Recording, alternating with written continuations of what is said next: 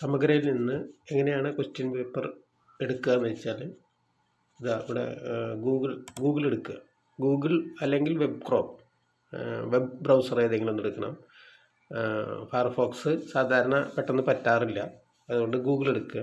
Google എടുത്തിട്ട് സമഗ്ര നടിച്ച് സമഗ്രയിൽ സെർച്ച് ചെയ്താൽ ഇപ്പോൾ samaggra.kite.kerala.gov ഇതാ ഈ സൈറ്റ് വരും. ഇതിൽ നമ്മൾ സമഗ്ര ക്ലിക്ക് ചെയ്യുക. സമഗ്ര ക്ലിക്ക് ചെയ്താൽ സമഗ്രയുടെ സൈറ്റിലേക്ക് നമ്മൾ എൻ്റർ ആവും. ഡൗൺലോഡ്, ലോഗിൻ, സൈനപ്പ് ഒക്കെ ഉണ്ട്. ഇതിൽ നമുക്ക് താഴെ എൻ്റെ കുറച്ച് എക്സ്ട്രാ ഫീൽഡ് കൂടി കാണാം.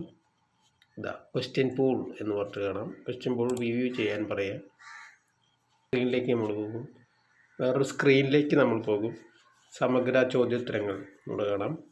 ക്ലാസ് ടൈപ്പ്, ഏത് ക്ലാസ്സാണ് ഉദ്ദേശിക്കുന്നത്. ഹയർ സെക്കൻഡറി എഡ്യൂക്കേഷൻ എന്നുള്ളതിൽ HSC നടിക്കുക. ക്ലാസ് +1 ആണെങ്കിൽ +1 സെലക്ട് ചെയ്യുക. സബ്ജക്റ്റ് നമുക്ക് ഇത് നോക്കാൻ മിക്കത് ഹിസ്റ്ററിയുടെ താഴെയായിട്ടാണ് വരുന്നത്. ഹിസ്റ്ററിയുടെ താഴെയാണ് ഫിസിക്സ്. ഹിസ്റ്ററിയുടെ താഴെ ഫിസിക്സ് കാണാം. ലാംഗ്വേജ് എപ്പോഴും ഇംഗ്ലീഷ് സെലക്ട് ചെയ്യണം. അല്ലെങ്കിൽ ലാംഗ്വേജ് സെലക്ട് ചെയ്താൽ ആ ഫീൽഡിൽ ഒരുപാട്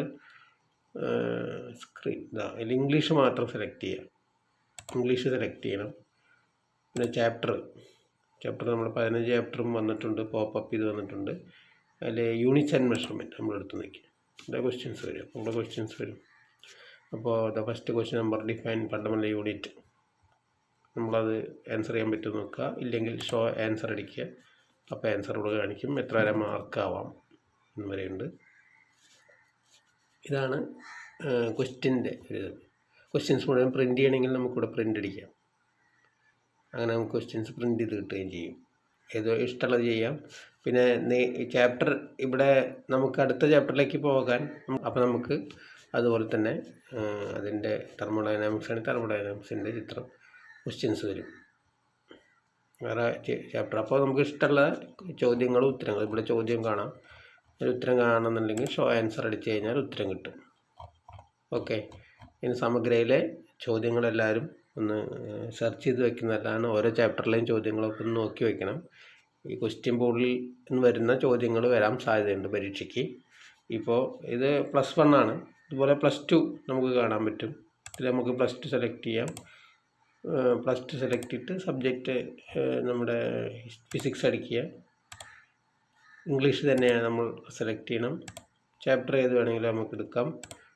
charges and magnetism. Then we will get the moving charges and magnetism, question number 1. Then we can show the answer. When we click show the answer, we can get the answer. Okay, wish you all the best. Thanks.